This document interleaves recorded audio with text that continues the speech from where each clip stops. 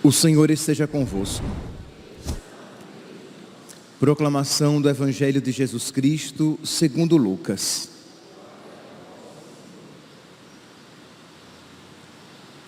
Naquele tempo, Jesus acrescentou uma parábola, porque estava perto de Jerusalém, e eles pensavam que o reino de Deus ia chegar logo. Então Jesus disse: um homem nobre partiu para um país distante, a fim de ser coroado rei e depois voltar. Chamou então 10 dos seus empregados, entregou 100 moedas de prata a cada um e disse: procurai negociar até que eu volte.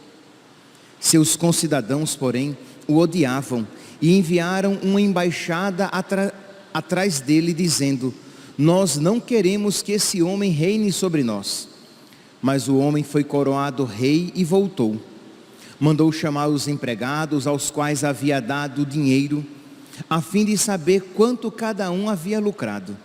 O primeiro chegou e disse: Senhor, as 100 moedas renderam 10 vezes mais. O homem disse: muito bem, servo bom. Como foste fiel em coisas pequenas, recebe o governo de 10 cidades. O segundo chegou e disse: Senhor, as 100 moedas renderam 5 vezes mais. O homem disse também a este: recebe tu também o governo de 5 cidades. Chegou o outro empregado e disse: Senhor, aqui estão as tuas 100 moedas, que guardei no lenço, pois eu tinha medo de ti, porque és um homem severo. Recebes o que não deste, e colhes o que não semeaste. O homem disse: servo mau, eu te julgo pela tua própria boca. Tu sabias que eu sou um homem severo, que recebo o que não dei e colho o que não semeei. Então por que tu não depositaste o meu dinheiro no banco? Ao chegar, eu o retiraria com juros. Depois disse aos que estavam aí presentes: tirai dele as 100 moedas e dai-as àquele que tem 1000. Os presentes disseram: Senhor, esse já tem 1000 moedas. Ele respondeu: eu vos digo, a todo aquele que já possui será dado mais ainda, mas àquele que nada tem será tirado até mesmo o que tem. E quanto a esses inimigos que não queriam que eu reinasse sobre eles, trazei-os aqui e matai-os na minha frente. Jesus caminhava à frente dos discípulos, subindo para Jerusalém. Palavra da salvação.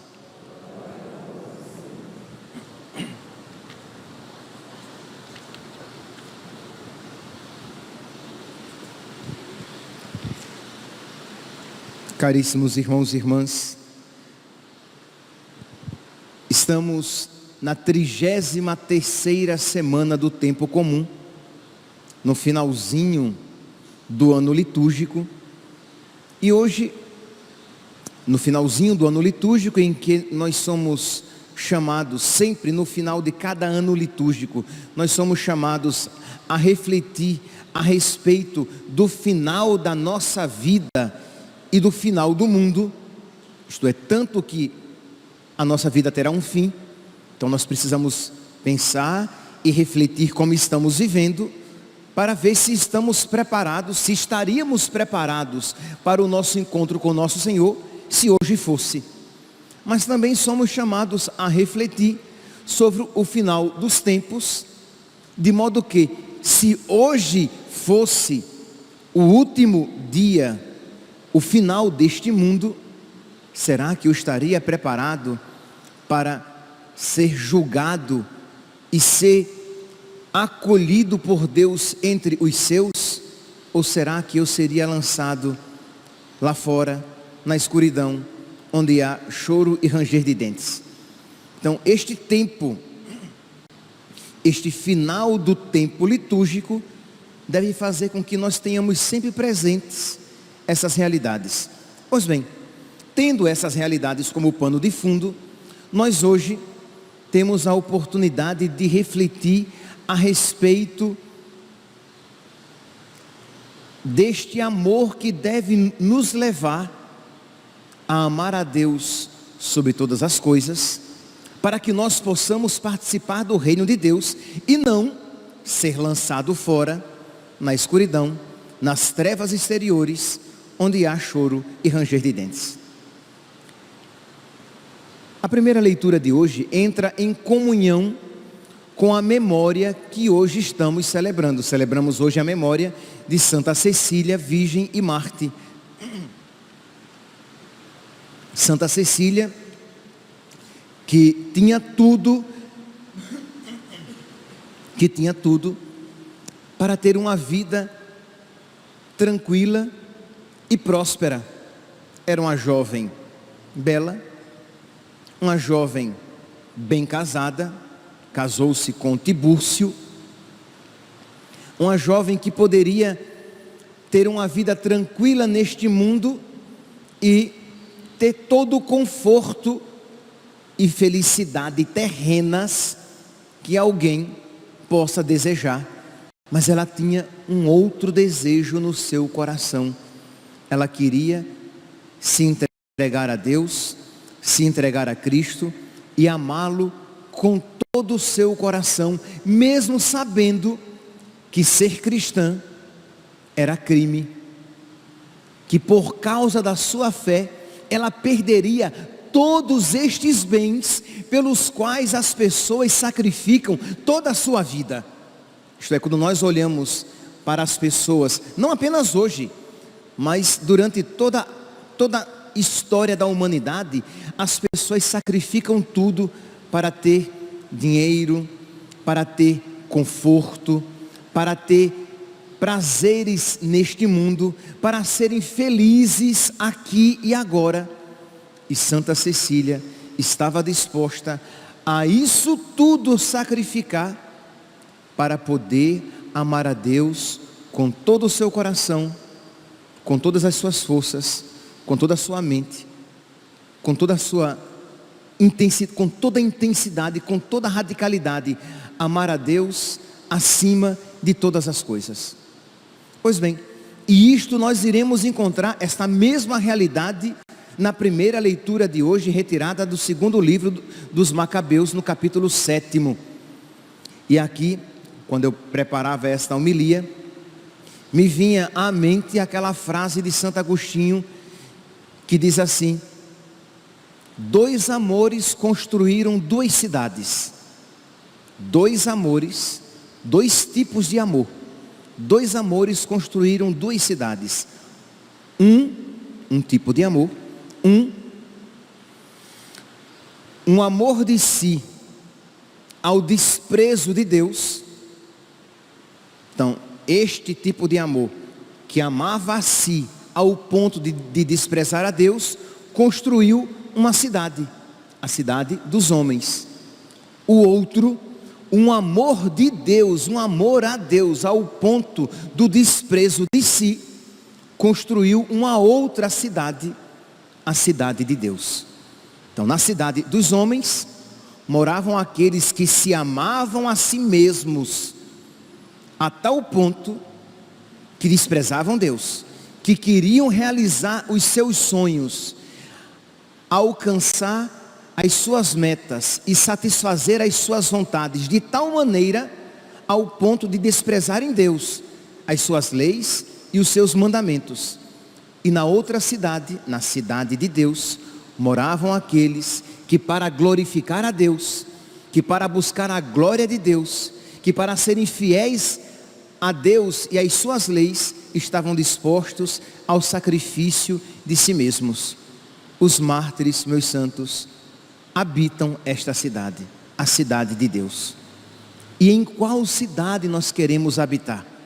Porque você pode dizer: ah, padre, eu quero a Jerusalém celeste, eu quero ir para o céu. Pois bem, mas só habitará na Jerusalém celeste aqueles que estiverem dispostos a amar a Deus ao desprezo de si mesmos, a amar a Deus de tal maneira que estejam dispostos a se colocar em segundo, terceiro, quarto, quinto lugares.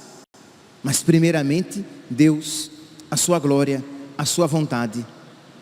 Porque não habitará na Jerusalém celeste quem durante esta vida habitou na Babilônia, isto é, naquela cidade em que se amaram a si mesmos a tal ponto do desprezo de Deus. Pois bem, Santa Cecília então, ela amou a Deus, ela escolheu a Deus ao ponto do desprezo de si mesma. Foi presa porque era cristã e não renegou a sua fé. Primeiramente foi levada para uma sala, para um quarto quente, abafado, com fumaça, para que ela morresse asfixiada. E lá naquela sala, naquele quarto, ela entoava louvores ao Senhor, como os jovens na fornalha ardente. Como viram que ela não tinha morrido asfixiada, cortaram-lhe a garganta. E ela morre por fidelidade a nosso Senhor. Pois bem, e eu dizia que a primeira leitura de hoje está em plena consonância à memória que estamos celebrando. Sim, segundo o livro dos Macabeus, capítulo 7, é uma das leituras bíblicas mais tocantes, e que eu aconselho que, se você já leu, que leia novamente, e se você nunca leu, misericórdia, precisa ler. Segundo Macabeus, capítulo 7, diz que uma mãe, com os seus 7 filhos, ela e os seus filhos são presos, e eles são obrigados a comer carne de porco. Por quê? Qual é aqui o contexto? O rei Antíoco Epífanes tinha dominado o povo de Israel, e o rei Antíoco Epífanes queria implantar um sincretismo religioso, em que todos adorassem todos os deuses, em que não houvesse um Deus verdadeiro. Não, todos deveriam adorar todos os deuses. Toda religião seria boa, aquela mentalidade de que toda religião é boa, toda religião é verdadeira, toda religião é válida, e o judeu, e que todos se entregassem a tudo o que todos viviam, isto é, uma mistura de todos os costumes, e que as pessoas vivessem todos aqueles costumes. E o judeu, dentre outras prescrições, uma delas era o que? Ele não poderia comer carne de porco, nem adorar o imperador. Então o judeu estava consciente disso, só que muitos se entregaram e começaram o que? A abrir exceções, comiam carne de porco, faziam de conta que adoravam o imperador, mas um judeu verdadeiro sabia que isso não podia fazer. E aqui, meus irmãos, é um ensinamento para nós. Se nós abrirmos uma exceção, eu vou fazer isso, eu vou fazer de conta de que eu aceito isso que o mundo ensina. A partir do momento que você abre um precedente, que você abre uma exceção para justificar a sua infidelidade a Deus, por ali passa boi, passa boiada. Isto é, você vai acabar se perdendo sem sombra de dúvidas. Isto é, este contexto dos judeus no regime de Antíoco Epífanes se assemelha muito ao contexto em que nós vivemos hoje em dia, em que as pessoas querem colocar goela abaixo em nós, em que o mundo quer colocar goela abaixo dos cristãos os seus pseudo-valores, os seus falsos valores. Então querem que os cristãos digam que não tem problema, que toda religião salva, que toda religião é boa, que se você é muçulmano, seja um bom muçulmano e você vai se salvar. Se você é espírita, seja um bom espírita e você vai se salvar. E se você é cristão, seja um bom cristão e você vai se salvar. E no âmbito do cristianismo, se você é luterano, seja um bom luterano e você vai se salvar. Se você é calvinista, que você seja um bom calvinista e você vai se salvar. E se você é católico, que você seja um bom católico e você vai se salvar, porque placa de igreja não salva ninguém. Não, meus santos, esta não é a fé católica. Por fidelidade a Jesus, nós precisamos dizer para as outras religiões que Deus se fez homem e habitou entre nós. Então não pode ser a mesma coisa ser cristão e ser budista, porque Jesus e Buda não são a mesma coisa. Jesus é a segunda pessoa da Santíssima Trindade que se fez homem, que habitou entre nós. E Buda é uma criatura, e Maomé é uma criatura, e Confúcio é uma criatura, e Allan Kardec é uma criatura. E no âmbito cristão, nós temos que dizer que o Filho de Deus, que se fez homem, ele fundou uma igreja, a sua igreja. E isso nós dizemos não por intransigência, mas isso nós dizemos por fidelidade. Nós não temos direito, para evitar problemas, de dizer o contrário. Precisamos saber como dizer, precisamos ter caridade em como dizer, para dizer, porque não seria caridade omitir. Então você precisa saber como dizer o que você precisa dizer para agir com caridade. Então aqui é apenas um aspecto, mas também querem colocar goela abaixo dos cristãos que a ideologia de gênero é algo tranquilo, que os pais não têm que ensinar os seus filhos, ao seu filho menino, que ele tem que ser homem, mas ele pode ser o que ele quiser.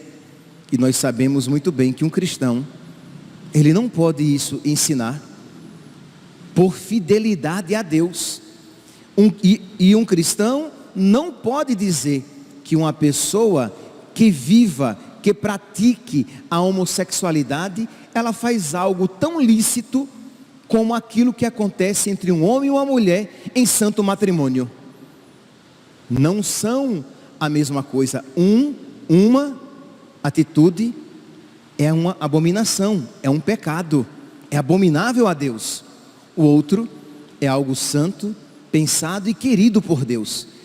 E por fidelidade a nosso Senhor, nós isso temos que dizer, e não para evitar problema, eu me calo e faço de conta que nada disso está acontecendo. Quando você isso faz, você abriu uma brecha por meio da qual outras infidelidades passarão.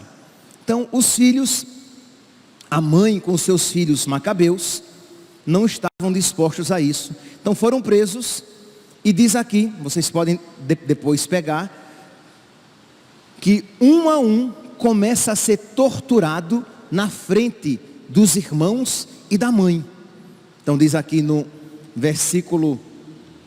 capítulo 7, no versículo 2, um dentre eles tomou a palavra e falou assim em nome de todos: que nos pretendes perguntar e saber de nós? Estamos prontos, isso aqui foi o irmão mais velho, estamos prontos a morrer antes de violar as leis dos nossos pais. Não há aqui como não lembrar o antes morrer do que pecar.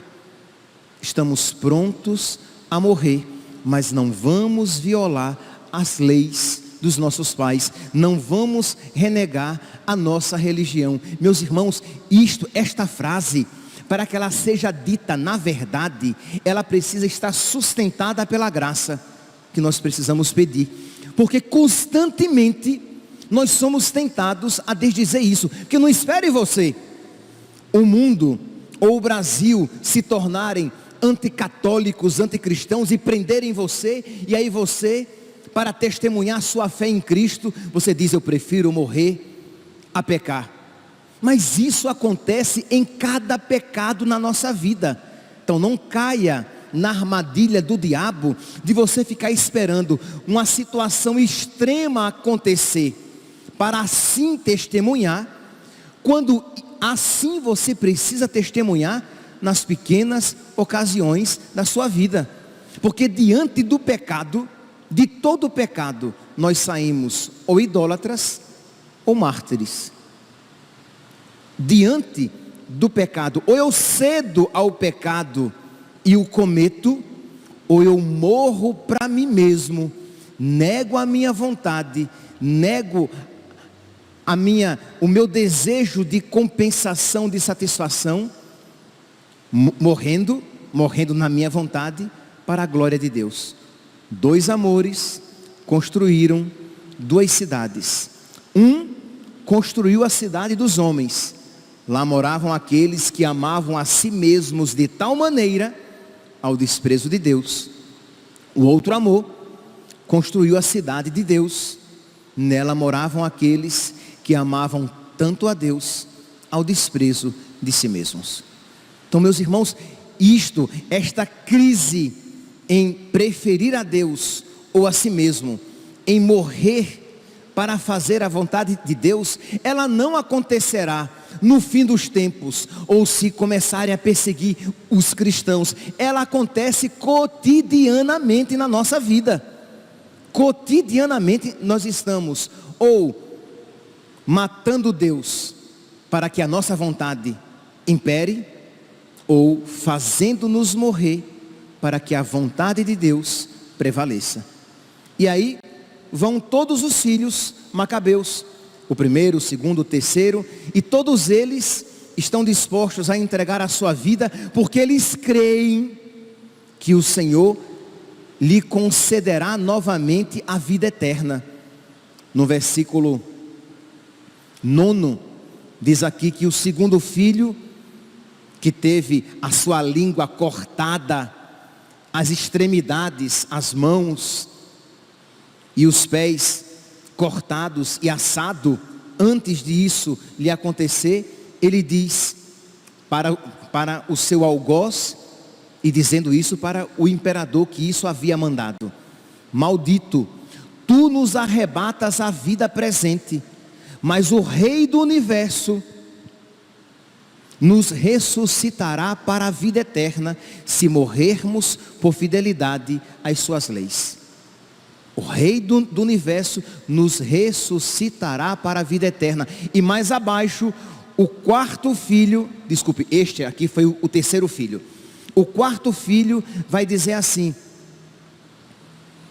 é uma sorte desejável perecer pela mão humana, com a esperança de que Deus nos ressuscite. Mas para ti, ó maldito, certamente não haverá ressurreição para a vida, mas ressurreição para a morte, porque todos ressuscitaremos, os bons e os maus, os justos e os ímpios, mas os bons, aqueles que são de Deus, ressuscitarão para a vida eterna. Os maus ressuscitarão, isto é, receberão os seus corpos para a morte eterna. Então eles tinham já esta fé presente, e era isso o que lhes motivava a entregar a sua vida. E é isso que precisa estar presente em nós, para que nós tenhamos esta motivação. O problema é que nós muitas vezes, os cristãos, muitas vezes, e se esqueceram do céu, se esqueceram da recompensa eterna, se esqueceram da ressurreição. E aí, é claro, os mandamentos de Deus se tornam simplesmente uma lei pesada, que nós somos chamados a observar, e não um caminho para a vida, para o encontro com Ele, em que Deus misericordiosamente recompensará toda pequena ou grande fidelidade. Diz então que depois dos irmãos macabeus, dos 6 que tiveram suas línguas arrancadas, que foram escalpelados, né? Que lhe arrancaram o couro com cabelos da cabeça, para que lhe causassem sofrimento, diz que quando chega ao 7º filho, ao mais novo, o rei Antíoco já estava à beira de uma humilhação, porque todos estavam dispostos a morrer, mas não iam obedecer. Então o rei Antíoco tenta agora com promessas, prometendo dinheiro, terras, benefícios, e pediu à mãe: mulher, aconselha o teu filho, ele é jovem, e eu darei tudo isso a ele. E diz então que a mãe, vocês podem ver isso no versículo 30, no versículo 29, ela se volta para o filho e diz: meu filho, sê digno dos teus irmãos, morre pela lei do nosso Deus. Imagine uma mãe aqui que ensina o seu filho e ensinou os seus filhos a serem fortes. Muitas vezes os pais hoje em dia, eles querem cercar os filhos e protegê-los de tal maneira que os faz fracos, não prepara os seus filhos para a luta. É claro que a graça veio em socorro desses filhos, desses 7 filhos, mas a graça supõe a natureza. Muito provavelmente esta mãe criou os seus filhos para a fé. Esta mãe criou os seus filhos fortes, de modo que eles estavam preparados para receber a graça de Deus, e esta graça pôde frutificar plenamente.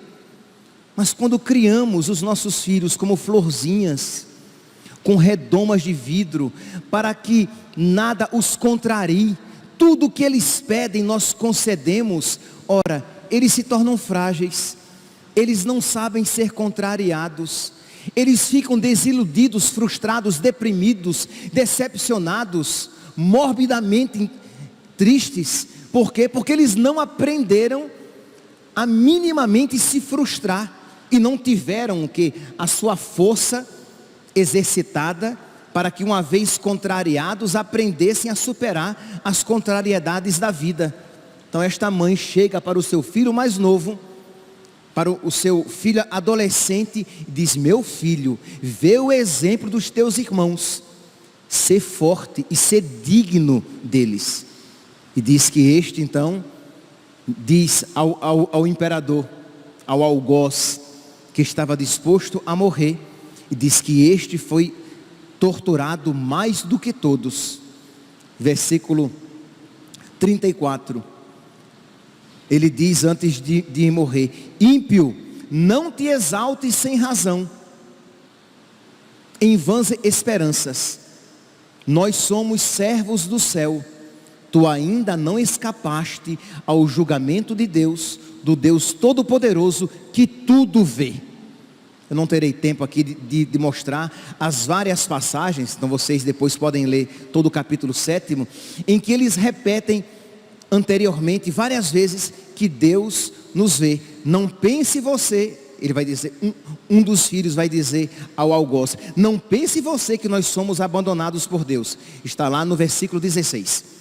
Não pense você que nós somos abandonados por Deus. Deus nos vê, e é uma alegria por Ele morrer, é uma honra sofrer pela causa de Deus. Por que isso é tão importante? Porque nós, infelizmente, quando experimentamos sofrimento, nós tendemos a nos sentir abandonados por Deus. Deus não olha mais para mim, Deus se esqueceu de mim, Deus não ouve as minhas preces. Eles ali estavam vendo seus irmãos mortos e sabiam: Deus nos vê, e Deus está nos dando a força necessária para que nós saibamos sofrer com honra, para que nós saibamos sofrer com mérito e tenhamos oportunidade de amá-lo mais, de amá-lo muito, de habitar naquela cidade em que moram aqueles que amaram tanto a Deus ao desprezo de si mesmos. Meus irmãos, por fim, morreu também a mãe, glorificando o nome de Deus. Meus irmãos, peçamos a Deus que nos conceda um amor assim, para que nós possamos testemunhar este amor nas pequenas ocasiões da nossa vida, para que nós aprendamos a amar tanto a Deus ao desprezo de nós mesmos. Tem aquela passagem que nosso Senhor diz classicamente e repete tantas vezes: quem quiser me seguir, renuncie a si mesmo, despreze-se a si mesmo, coloque-se em segundo, terceiro, quarto, último lugar. Quem quiser me seguir, renuncie a si mesmo, tome a sua cruz e me siga. Isso é sobrenatural. Nós por nós mesmos não sabemos nos desprezar, nos renunciar, nos colocar em segundo, terceiro, quarto lugares. Nós somos marcados pelo pecado original, nós somos egoístas. Então peçamos a Deus que nos conceda um coração semelhante ao seu, que esteve presente no peito de Santa Cecília, Marte, Virgem e Marte, que esteve presente no coração do nosso pai São José, que esteve presente no peito da Virgem Maria, a rainha dos mártires, coração de Cristo que esteve presente no coração de todos os santos, porque só foram santos porque tiveram os mesmos sentimentos de Cristo Jesus. Peçamos a Deus por intercessão dos seus santos amigos, para que os seus mesmos sentimentos estejam presentes no nosso coração. Louvado seja nosso Senhor Jesus Cristo, para sempre seja louvado.